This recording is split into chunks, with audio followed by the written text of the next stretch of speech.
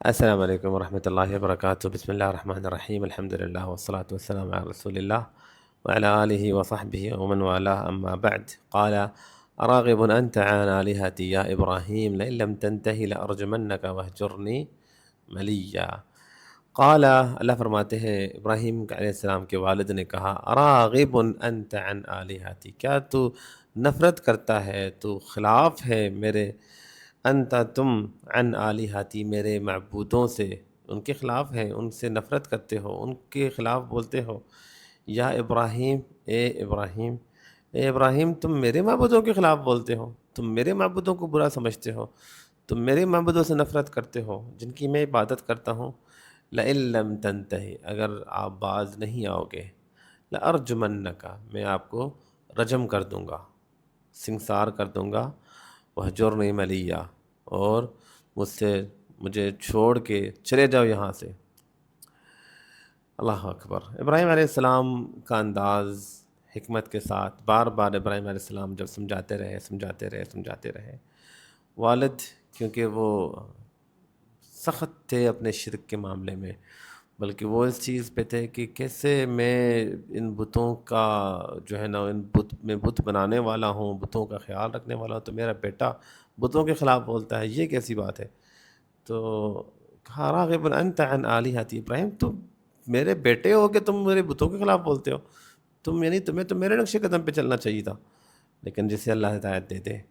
لئن لم تنتہی لارجمنک، اور جب دیکھا کہ ابراہیم ماننے کو تیار ہی نہیں ہے اور اپنی ضد پہ، اور بار بار ہی اسی بات کو لے کے بار بار ہی آ جاتا ہے، بار بار سمجھاتا ہے، بار بار بتوں کے خلاف کہتا ہے، کہا لئن لم تنتہی لارجمنک، اب ساری حدیں تم نے کراس کر لی ہیں، اب بس ہو گئی ہے، اب اور برداشت نہیں، اگر باز نہیں آؤ گے نا میرے معبودوں کے خلاف کہنے سے، لارجمنک، میں آپ کو سنسار کر دوں گا۔ رجم کہتے ہیں کسی کو زمین میں دفنا کے، پیٹ تک، ناف تک زمین کے اندر دفنا کے، پھر پتھر کے ساتھ مار مار کے اسے، اس کی جان لے لینا جب تک وہ مر نہ جائے۔ کہا کہ میں تمہیں رجم کر دیتا ہوں، اب میرے پاس ایک ہی حل رہ گیا ہے کہ میں تمہیں اب سنسار کروں گا، تاکہ تم سب کے لیے عبرت بن جاؤ، میں بھول جاؤں گا کہ میں باپ ہوں تم بیٹے ہو، اب بس اب ایک لفظ اور میں نے نہیں سننا، وہجرنی ملیا۔ جب دیکھا کہ نہیں یہ تو بیٹا میرا جو ہے نا نہیں باز آتا، کہا کہ بس اب یہاں سے فٹافٹ نکلو، یہاں سے نظروں سے میرے دور ہو جاؤ، چلے جاؤ یہاں سے، میرے پاس تمہارے لیے جگہ نہیں ہے، جہاں جانا ہے جاؤ، میرے گھر میں تمہارے لیے جگہ نہیں ہے۔ ہمیشہ اللہ کے دین پہ چلنے والوں کو ہمیشہ مشکلات کا سامنا کرنا پڑا، ہمیشہ اپنے علاقے سے نکالے گئے، ہمیشہ اپنے گھروں سے نکالے گئے، ہمیشہ اللہ کے رسول صلی اللہ علیہ وسلم کو یہ واقعات تب بتائی گئی ہیں جب یہ میں نے بتایا تھا کہ یہ سورۃ مریم ابتدائی صورتوں میں سے ہے، تو گویا اللہ کے رسول کو یہ بتایا جا رہا ہے کہ اللہ کے رسول آپ نے گھبرانا نہیں ہے، آپ نے پریشان نہیں ہونا، یہ ہوتے ہیں، ہر نبی کے ساتھ یہ معاملات پیش آئے۔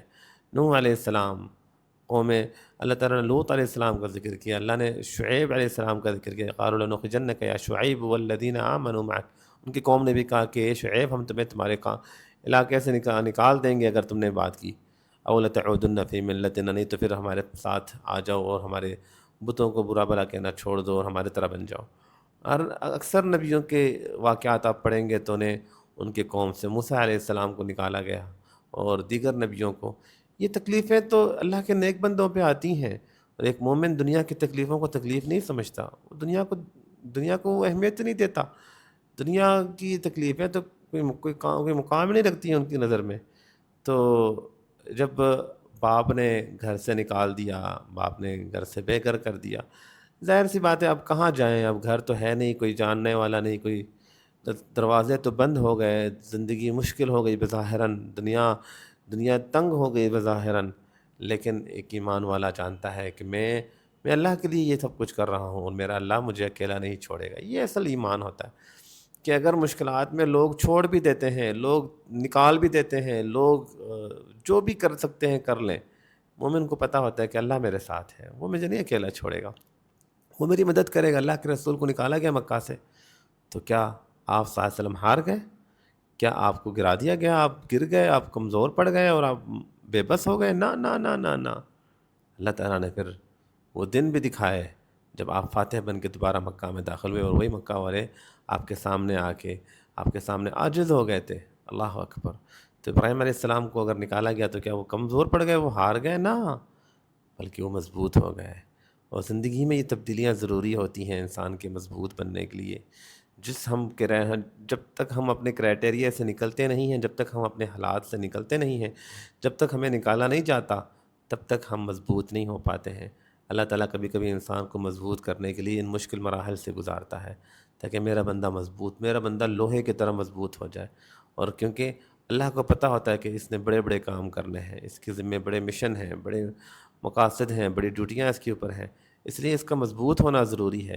تو اس لیے بچپن میں ہی آپ دیکھیں گے اللہ کے رسول صلی اللہ علیہ وسلم، ان کے اوپر تو بہت بڑی ذمہ داری تھی نا، اس لیے بچپن میں ہی، پیدا ہونے سے پہلے اللہ نے باپ کو لے لیا، پیدا ہوتے ہی کچھ ٹائم بعد اللہ نے والدہ لے لیا۔ اللہ نے جو مین سہارے تھے وہ سارے، نہ کوئی بھائی ہے سگا، نہ کوئی بہن ہے سگا، کوئی نہیں، اکیلا، کیونکہ مشن بہت بڑا ہے نا۔ اس بڑے مشن کے لیے بہت مضبوط ہونا ضروری ہے، دنیا کے کونے کونے تک دین اسلام کو پہنچانا مقصد ہے۔ تو پھر مشکلات تو پھر آئیں گی نا، پھر تکلیفیں تو آئیں گی، اللہ اکبر۔ اسی طرح یہاں ابراہیم علیہ السلام کو بھی گھر سے نکالا گیا، وَاهْجُرْنِي مَلِيًّا قَالَ السلام، اچھا نکال لیا گیا، گھر سے بے گھر کر دیا، باہر نکلو یہاں سے، نکل جو ہمارے علاقے میں جگہ نہیں تمہارے لیے، فٹافٹ نکلو یہاں سے۔ نکل گئے، نہ بیوی ہے، نہ بچے ہیں، نہ کوئی آگے پیچھے، کچھ بھی نہیں۔ قال سلام علیک، اللہ اکبر۔ آگے سے ہمارے ساتھ کوئی معاملہ اس طرح کا پیش آیا تو پھر ہمارا رویہ چینج ہو جاتا ہے، ہمارے الفاظ بدل جاتے ہیں، لیکن اللہ کے نبی ابراہیم علیہ السلام، قال سلام علیک، سلامتی ہو آپ پہ، ساستغفر لک ربی، میں ضرور آپ کے لیے اللہ سے دعائیں مغفرت کرتا رہوں گا، میں اللہ سے آپ کے لیے مغفرت کی دعا مانگتا رہوں گا کہ اللہ آپ کو معاف کر دے، اللہ تعالیٰ آپ کی اصلاح فرما دے، اللہ آپ کو معاف فرما دے۔ انہ کان بی حفیہ، وہ میرے بارے میں، حفیہ مطلب بہت زیادہ میرا اللہ میرے بارے میں فکر مند ہے۔ اللہ اکبر، گھر والے نکال رہے ہیں گھر سے، گھر والے علاقے سے نکال رہے ہیں، باپ، چلو باقیوں نے کہا، جب ابراہیم علیہ السلام کو نا آگ میں پھینکا گیا تھا، تب بھی یہ باتیں ہوئی تھیں کہ نکالو یہاں سے اس کو، مار دو اس کو، آگ میں پھینک دو، سب کچھ ہوا تھا۔ وہ باتیں نہیں اتنی چبھتی ہیں جو جتنی باتیں اپنوں کی چبھتی ہیں۔ باپ گھر سے نکال رہا ہے لیکن ساتھ میں کیا ہے؟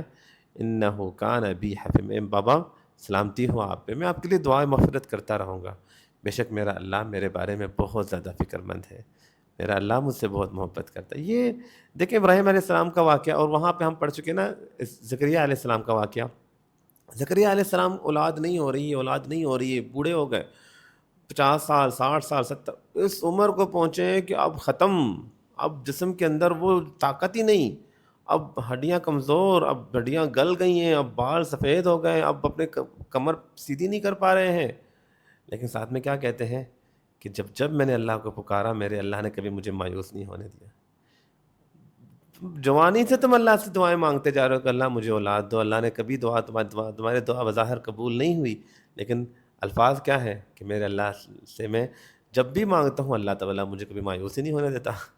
اللہ اکبر، یہ اللہ تعالیٰ کے ساتھ ہمارا تعلق، اللہ سے امید، اللہ کے ساتھ یقین، یہ ایمان ہے کہ بظاہراً سب ٹوٹتا ہوا بھی نظر آئے نا، تب بھی انسان کہے کہ دیکھو میری اللہ کیسے میری مدد کیسے ہو رہی ہے، یہاں پہ اللہ کیسے میرا مدد کر رہا ہے، دیکھو کہاں مدد کر رہی ہے، تو سب ختم ہو رہا ہے، نہیں ختم ہو رہا ہے مطلب سب ٹھیک ہو رہا ہے۔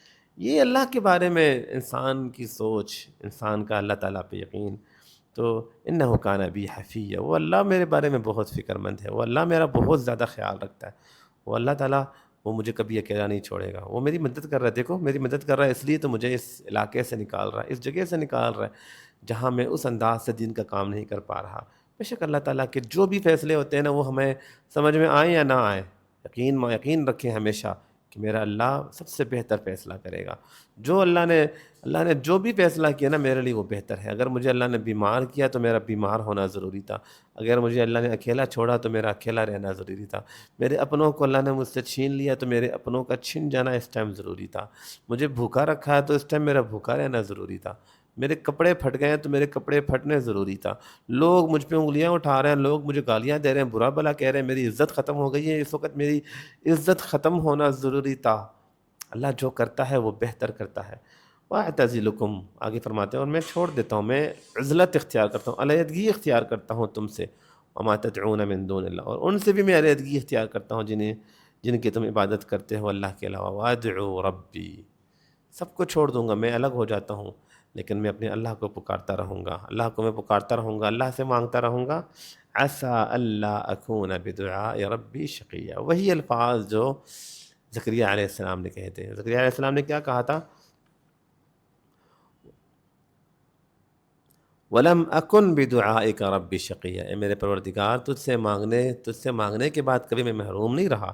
جہاں پہ بھی عسیٰ اللہ، مجھے پورا امید ہے، مجھے یقین ہے، مجھے امید ہے کہ بدعاء اللہ اکون، کہ اللہ کو، کہ میں نہیں ہوں گا بدعاء ربی، اپنے رب سے مانگنے کے بعد شقیہ، بد نصیب اور محروم رہ جاؤں، کہ اللہ سے میں مانگوں گا اور اس کے بعد بھی میں اکیلا ہی رہ جاؤں، اس کے بعد بھی میں بے نصیب رہ جاؤں، اس کے بعد بھی میرے معاملات حل نہ ہوں، ایسے نہیں ہو سکتا۔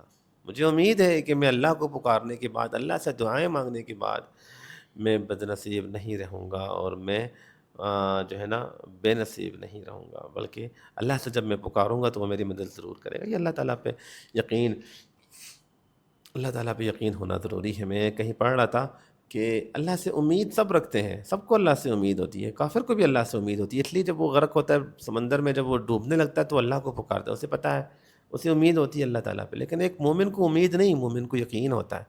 مومن کہتا ہے جو میری آنکھ جھوٹ بول سکتی ہے، میرے کان جھوٹ بول سکتے ہیں، میں جو دیکھ رہا ہوں وہ جھوٹ ہوگا، لیکن میرے اللہ پہ مجھے اتنا یقین ہے کہ وہ کبھی مجھے اکیلا نہیں چھوڑے گا۔ بے شک آگے اللہ فرماتے ہیں وَاعْتَزِلَكُمْ فَلَمَّا اعْتَزَلَهُمْ، جب ابراہیم علیہ السلام ان سے علیحدہ ہو گئے، وَمَا يَعْبُدُونَ مِن دُونِ اللَّهِ، اور ان سے بھی علیحدہ ہو گئے جن کی وہ عبادت کرتے ہیں اللہ کے علاوہ، کہ ہم نے اسے اکیلا چھوڑ دیا؟ نہیں۔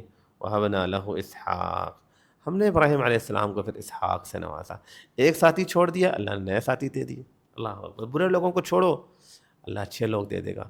ہم کہتے ہیں کہ یار میں کیا کروں، بس دوست ہی اس طرح کے ہیں، لوگ اٹھنا بیٹھنا، رشتہ دار جو مجھے برائی کی طرف لے کے جا رہے ہیں، برائی کی طرف لے کے جانے والوں سے جان چھڑاؤ، اللہ اچھائی کی طرف لے کے جانے والے دوست دے دے گا، اللہ اچھے ساتھی دے دے گا۔ کاروبار حرام کا کاروبار ہے، ہم کہتے ہیں اس کے بنا گزارا نہیں ہے، کیا کروں؟ تم حرام کی کاروبار کو لات مار لو، اللہ حلال کا کاروبار دے گا۔ ایک دروازہ تم بند کرو گے اللہ کی رضا کے لیے، اللہ 100 دروازے کھولے گا تمہارے لیے۔ ابراہیم علیہ السلام نے اس شرک کے ماحول کو چھوڑا، اس شرک کے ماحول کی قربانی دی، اللہ نے پھر کیا چھوڑ دیا اکیلا؟ نہیں، اللہ نے پھر اور بازو بنا دیے، اللہ نے اسحاق جیسا بیٹا دیا، نبی، رسول، ایک عظیم شخصیت کا مالک، اور ایک نبی کا بیٹا نبی، اس کا بیٹا نبی، دوسرا بیٹا پھر اسماعیل اللہ نے دیا، وہ بھی نبی۔ اللہ نے کہا کہ ابراہیم تم نے میرے لیے قربانی دی ہے، میں تمہاری قربانی کو ضائع ہونے دوں گا؟ ایسے کیسے ہو سکتا ہے؟ اللہ اکبر۔ وَهَبْنَا لَهُ إِسْحَاقَ وَيَعْقُوبَ، ہم نے پھر نوازا۔ اللہ کے لیے جب ہم انسان قربانی دیتا ہے تو اللہ تعالیٰ انسان کی سوچ سے بڑھ کے انسان کو دیتا ہے۔ ہمیشہ یاد رکھیں، بڑے مقام کو حاصل کرنے کے لیے قربانی دینا ضروری ہے۔ یہ اصول ہے، زندگی کا اصول ہے کہ بڑا کچھ حاصل کرنا ہونا تو اس کے لیے قربانی دینا ضروری ہے۔ اللہ کے ہاں بڑا مقام انسان تب حاصل کرتا ہے جب بڑی قربانیاں دیتا ہے، اور جب انسان قربانی دیتا ہے، آپ اللہ کی رضا کے لیے، آپ غریب کو کھلانے کے لیے، غریب کی مدد کرتے ہوئے، آپ کے پاس جو کچھ بھی ہے آپ اسے لٹا کے غریب پہ لگا لیتے ہیں نا، اللہ تعالیٰ کے لیے آپ نے قربانی دی ہے، اللہ تعالیٰ اس سے بڑھ کے آپ کو دے گا۔ صحابہ کرام کتنے کوئی امیر تھے، جب انہوں نے قربانیاں دیں، جس کے پاس جو تھا، پورا گھر کے سامان آ کے ابو بکر نے اللہ کی رضا میں لگا لیے، سیدنا عمر نے آدھا گھر لگا لیا۔ یہ تو ایک دن کا واقعہ ہے، ہزاروں واقعات ملیں گے اللہ کے راہ میں مال خرچ کرنے کے۔